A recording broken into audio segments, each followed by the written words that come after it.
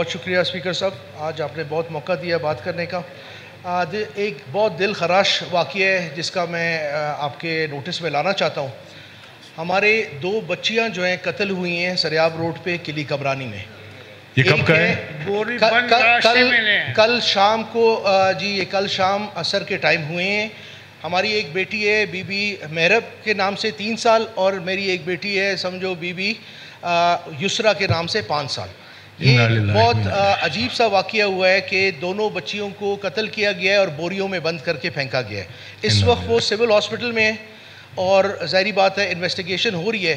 تو اس پہ میں مانگتا ہوں کہ اسپیکر صاحب ایک کمیٹی فوری آپ بنائیں، ابھی اگر آپ انسٹرکٹ کر لیں، جس میں آپ مجھے رکھیں، ہمارے ایم پی اے اس میں علی مدد صاحب ہیں ان کو رکھیں، اور ساتھ میں ہماری کسی بھی بہن کو ایک ساتھ رکھیں کیوں بچیوں کا معاملہ ہے۔ تو کیونکہ یہ جی بہت ایک عجیب سا واقعہ ہوا ہے، کل ہوا ہے، تو اس وجہ سے میں بار بار اٹھ رہا تھا اور مانگ رہا تھا اس پہ بات کروں، مگر موقع نہیں ملا۔ آپ کا بڑا شکریہ کہ آپ نے موقع دیا۔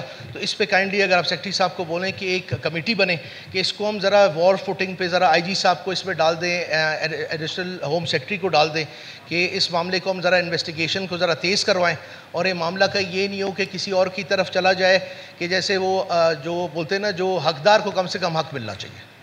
آپ چاہتے ہیں کہ ممبرز کی کمیٹی بنے اور وہ آئی جی صاحب سے اس کے بارے میں ملے؟ جی آئی جی صاحب کو بھی اس کمیٹی میں رکھا جائے، کیونکہ جی کیا، اور اس میں آپ کا اے سی ایس ہوم کو بھی رکھا جائے۔ جی